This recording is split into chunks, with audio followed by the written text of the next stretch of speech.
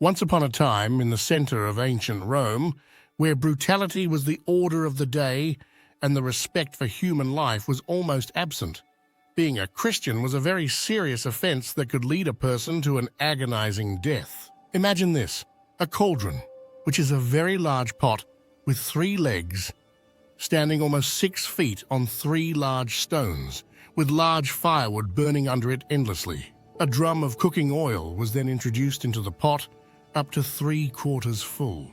Then the men tending the fire kept pushing and setting the firewood well to enhance burning. Soon, a great fire was burning under the pot, producing great heat, and within minutes, the oil was boiling hot, ready for frying.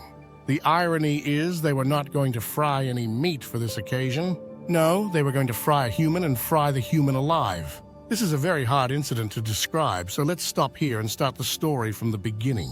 In the early days, Christianity started as a small group within the Jewish community. Right from the start, there were disagreements among the people. Before Saul changed his ways and became Paul, he used to harm the early Christians who were also Jewish. It's said in the Bible that about a year after Jesus was killed, a man named Stephen was killed for not following Jewish rules, and Paul, who was watching, didn't try to stop it. Later in the Bible, Paul talks about all the hard times he went through after he changed his beliefs. He mentions how he was hurt many times by Jewish people, whipped 5 times, beaten with rods 3 times, and even stoned once. In 41 AD, Herod Agrippa gained the title of King of the Jews, expanding his territory to include lands previously ruled by Herod Antipas and Philip. This move effectively revived the Kingdom of Judea, established by Herod the Great years before. Herod Agrippa sought to win favor with his Jewish subjects, but continued the persecution of Christians. During this time, James the Great was killed, St. Peter narrowly escaped death, and other apostles fled to safety. After Herod Agrippa's death in 44 AD, Roman procurators took over governance, maintaining a period of relative peace until 62 AD.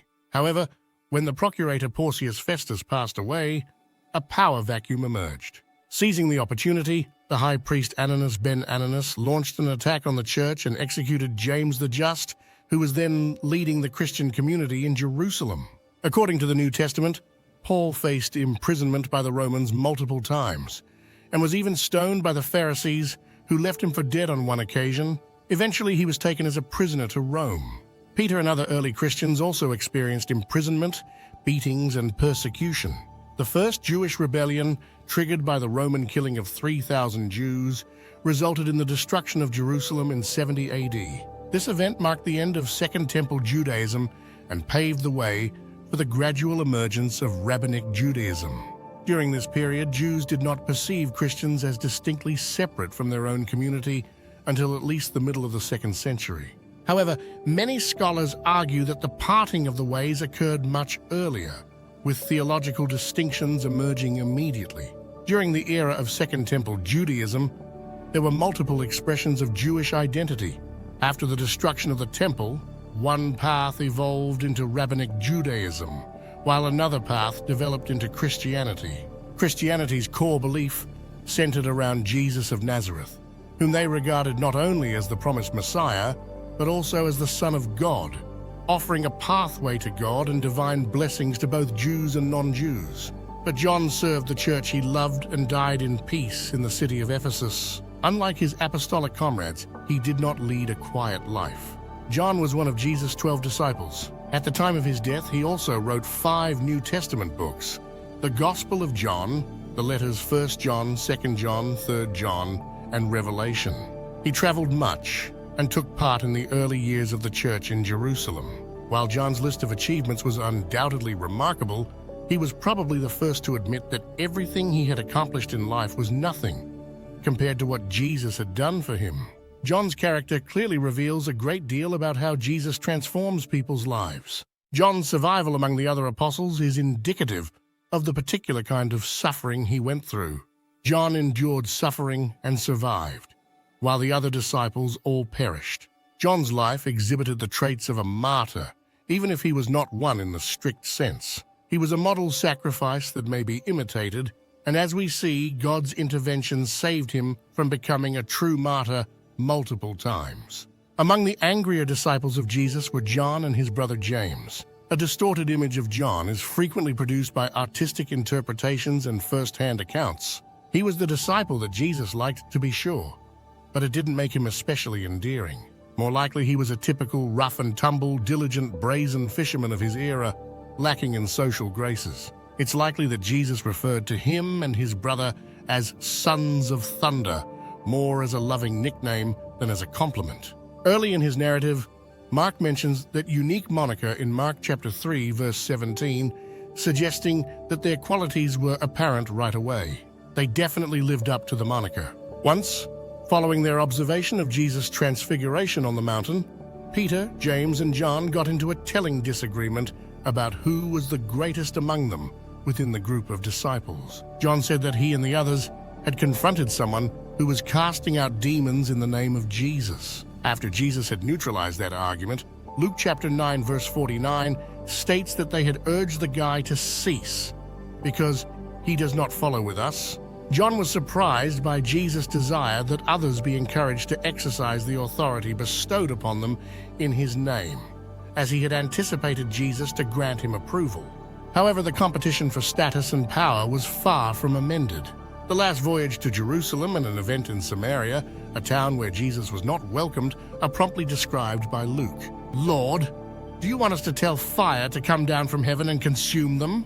John and James offered to take action, anxious to demonstrate their perceived increased authority among the Lord's followers. It's possible that Jesus turned so they could see his face but said nothing, as we are just told that he turned and rebuked them for this idea.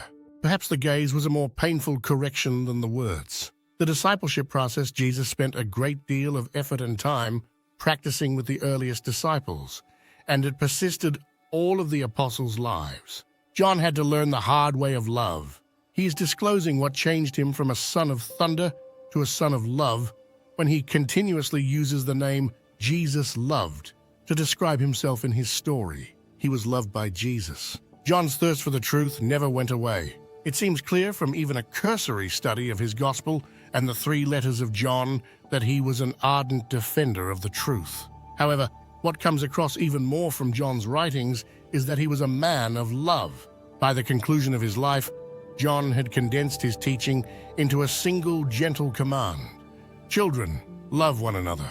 According to ancient witnesses like Eusebius, it seems that was his go-to response whenever he was asked to say something or offer an opinion.